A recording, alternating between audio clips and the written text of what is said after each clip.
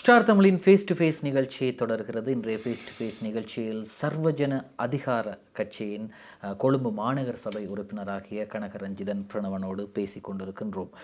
நாங்கள் முதல் பகுதியிலே நாங்கள் நிறைவு செய்யும் போது முடித்த ஒரு முக்கியமான ஒரு விடயம், இந்த கட்சி அரசியலிலே கொழும்பு மாவட்டத்திலே அல்லது நாடு பூராகவும் அனாதைகளாக்கப்பட்ட அல்லது புறக்கணிக்கப்பட்டவர்களை சேர்த்து கொண்டு பயணிக்கக்கூடிய ஒரு கட்சி என்று. அப்படி என்றால் இப்படி பயணிக்கக்கூடிய கட்சி உங்களை தேர்வு செய்ததற்கான காரணத்தை நீங்கள் குறிப்பிட்டிருந்தீர்கள். அவர்கள் உங்களை நன்றாக கவனிக்கின்றார்கள், பணத்தில் அல்ல, ஆனால் முக்கியத்துவம் கொடுக்கின்றார்கள் என்று. ஆனால் இன்னும் ஒரு விடயமும் இருக்கின்றது. இந்த சர்வஜன அதிகார கட்சியை ஒரு இனவாத கட்சியாக மக்கள் பார்க்கிறார்கள். இல்லை, அந்த போக்கு மாறிவிட்டதா? நிச்சயமாக அதில் கணக்கு, அதாவது ஒருவரை பண்ணதுக்காக, ஒருவரை அவருடைய கீர்த்தியை குறைப்பதற்காக கனவேலை திட்டங்கள் நடக்கும். அதிலே ஒரு விஷயத்தான் சொன்னாங்க. முதலில் திலீப் ஜாவீர் அவர்கள் ஜனாதிபதி எலெக்ஷன் தேர்தல் நேரத்திலே ரொட்டி சாப்பிடுவதை ஒரு இதாக சொன்னார். அதே போல் உதய கம்மம்பில் அந்த கட்சியில் இருந்தார். அனுராதா ஜஹபாத் அவர் இருந்தார் அந்த கட்சியிலே. அதுக்கு பிறகு சன்ன ஜெயசுமன் அவர்கள். உண்மையிலேயே நான் பார்த்தளவிலே சன்ன ஜெயசுமன் அவர்கள் தான் அந்த ஜனாசா எரிப்புக்கு எதிராக குரல் கொடுத்தவர். ஆனால் அவர் அதை மாற்றி அவரை அந்த ஜனாசா எரிப்புக்கு ஆதரவாக ஆயத்தவராக சித்தரித்தார்கள்.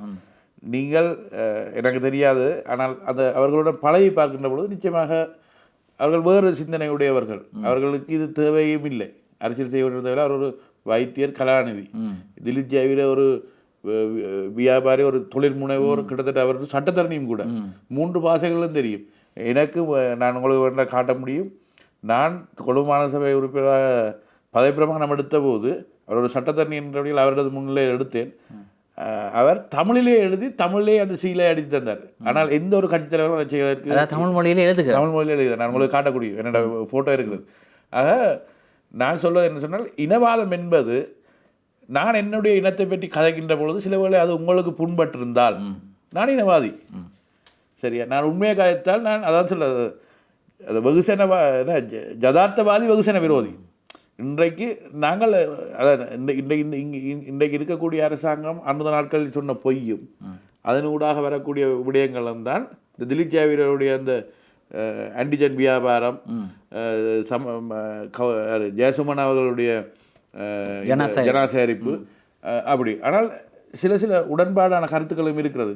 இந்த அனுராதா மற்றும் உதயகமம்பில போன அனுராதா யாம்பத் கிழக்கு மாகாண ஆளுநராக இருந்தார்.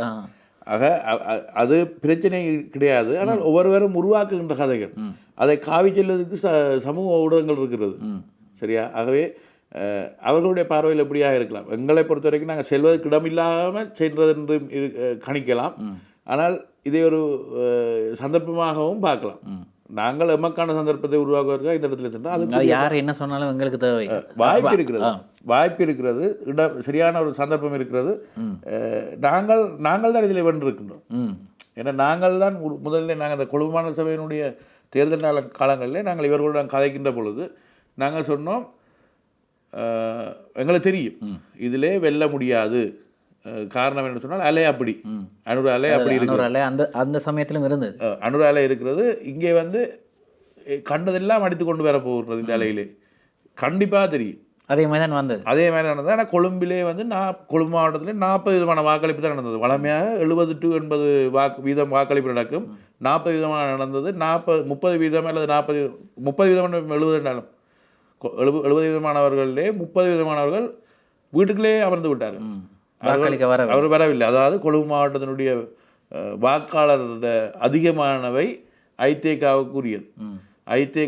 ஆகவே இதற்கு வாக்களித்த எந்த பலனும் இல்லை என்று வரவில்லை. நீங்கள் சொல்கிறீர்கள், அதான் அவர்கள் வாக்களிக்கவில்லை. ஆனால் ஜேவிபி சார்பு என்பிபி உடைய ஆதரவாளர்கள், முக்கியஸ்தர்கள், அவர்களுக்காக மனம் மாறியவர்கள் எல்லோரும் காலையிலே சென்று அடித்து விட்டார்கள் வாக்கை. ஆகவே இந்த வாக்களிப்பில் அது எங்களுக்கு ஏழியாகவே தெரியும். அப்போ நாங்கள் ஏழியாக இவர்களிடம் வைத்துக்கொண்ட கோரிக்கை என்னன்னு சொன்னால், எங்கள் சார்பிலே சென்றவர்கள் ஒரே ஒரு கோரிக்கை தான், எல்லோருக்கும் ரீசனபிளானது. நாங்கள் கேட்டிருந்தோம், நாங்கள் இந்த இதில் வெல்வது கடினம், ஆனால் அதிக பிரதிசத என்று சொல்கிறோம், அதாவது வீதாசாரத்தின்படி நாங்கள் பெறுகின்ற வாக்கின், அதாவது எமது தொகுதியில் இருக்கக்கூடிய வாக்காளர்களின் அடிப்படையில் நாம் பெறுகின்ற வாக்கினுடைய வீதாசார அடிப்படையில் யார் கூடவோ அவர்களுக்கு கொடுத்து கொடுக்கணும். அந்த ரீதியில் எனக்கும் இன்னொரு துஷாரம் அவர்களுக்கும் கிடைத்தது.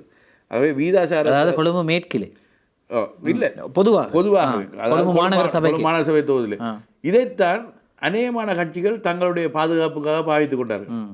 இப்போ நாங்கள் சொன்ன இந்த வசனம் எங்களுடைய சக மந்திரி, முன்னாள் மந்திரிமாருக்கு நாங்கள் கதைப்போம் தானே, நாங்கள் இப்படி ஒரு விஷயத்தை காய்ச்சி தான் போயிருக்கோம்னு சொல்லி அவர்கள் அதே தமது கட்சியினூடாக காட்சி கழித்து அவர்கள் என்ன பண்ணாங்க, ஏன்னா அங்கே பெண் பிரதிநிதித்துவம் கொடுக்க வேண்டும், அதுக்கு மீறி தாங்கள் உள்ள வர வேண்டும்னு சொன்னால் அந்த பெர்சன்டேஜை காட்டி உள்ளுக்கு வர்றதுக்கான வாய்ப்பு இருந்தவர்கள் அதை செய்து கொண்டு வந்தார்கள். நிச்சயமாக. ஆக நாங்கள் எல்லாவற்றுக்கும் எடுத்துக்காட்டாக செயற்பட்டு தான் இந்த விஷயத்தை முடித்திருக்கின்றோம். எனவே இப்படி கொழும்பு மாநகர சபையிலே ஒரு உறுப்பினராக கனகரஞ்சிதன் பிரணவன் அவர்கள் தற்போது இந்த நிகழ்ச்சிக்கு வருகை தந்திருப்பதால் கட்சி சார்பிலே இப்பொழுது எனக்கு தெரிந்த அளவில் அங்கே தமிழ் பேசக்கூடியவர்கள் இருக்கின்றார்களா, உங்களை விட வேறு யாராவது?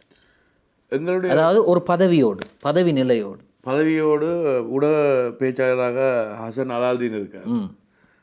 அதே போல் இதுவரையும் அவரை நாங்கள் பார்த்ததில்லை, ஊடகத்திலும் பார்த்ததில்லை. ஊடகத்தில் என்றால் அந்த சில ஊடகங்கள் வேறு. ஏன் உங்களுக்கு ஊடக பேச்சாளர் கொடுக்கலாமே?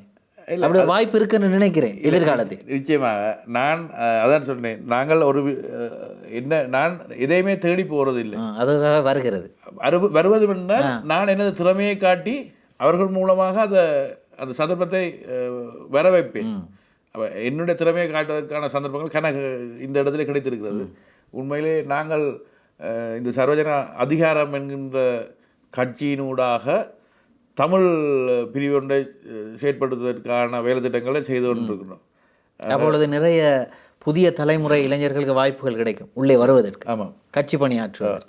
இதே நேரம் அந்த ஜாழ் மாவட்டத்திலே நீங்கள் கேள்விப்பட்டிருப்பீர்கள், ஒருவர் இருந்தார், அவர் இப்போது இல்லை என்று நினைக்கிறேன். செயற்பாட்டு ரீதியாக அவர் இல்லை, அருண் என்ற பெயர் தான். அவர் செயற்பாட்டு ரீதியாக இல்லை. வடமாகாணம், கிழக்கு மாகாணம், மலையாளத்தை சேர்ந்து தமிழ்.